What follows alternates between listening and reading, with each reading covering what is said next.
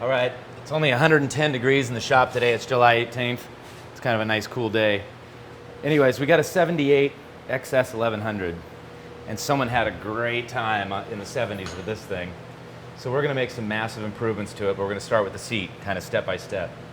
So first things first, we gotta finish detabbing this frame. I'm gonna buzz all this flat, and then I've got my, I've been using hot rolled 1/4" steel lately. It's just easier to bend, and it holds up after we wrap it really well.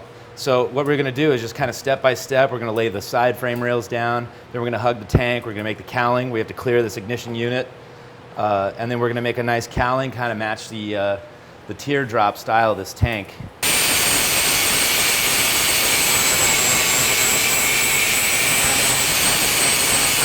At this point, we're gonna grind a little more off. We're not gonna do any detabbing. We're just gonna kind of get down to bare metal so we can get a good ground with our welding clamp.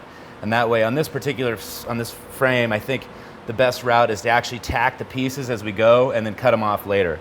That'll keep everything straight and tight.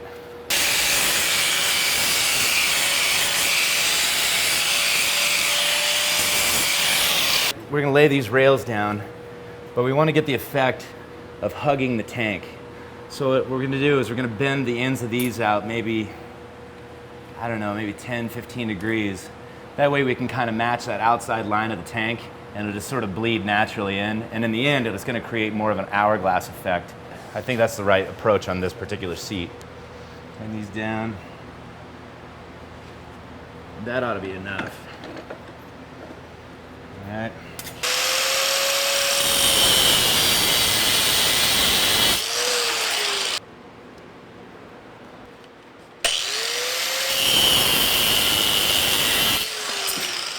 Make sure it's lined up at the bottom of the tank. That's enough kick out right there so we can wrap it tightly. We're gonna make one tack right here.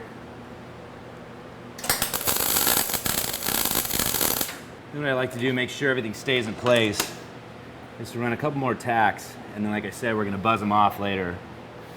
That way everything comes off super straight, and then it just fits right back into the frame in the end.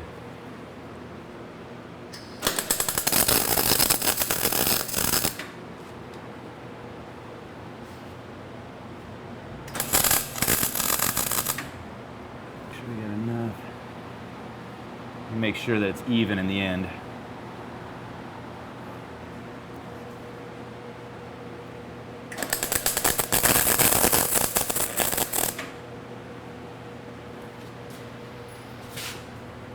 Yeah, it looks good.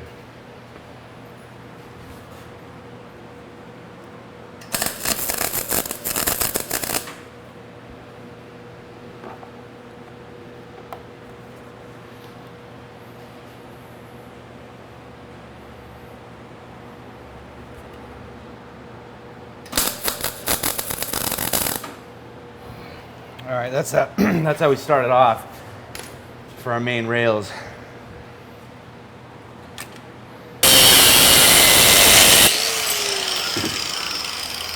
And this piece we just cut off is going to end up being right here. This is how we match.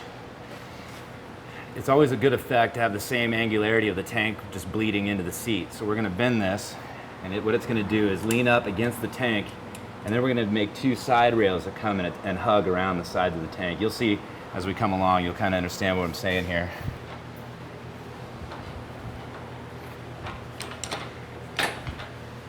Okay.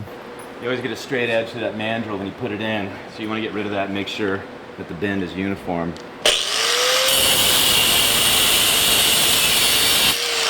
So now what I was saying before is what we're going to do is we're going to run another bent rail, and it's going to come around and hug right here, and so it'll kind of just shape into the tank. Yeah, I'm happy with that. All right.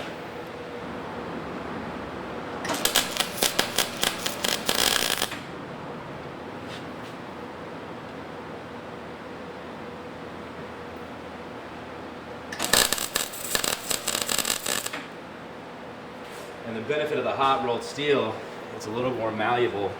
You can kind of get a little bit of manipulation out of it without having to cut all the welds back off.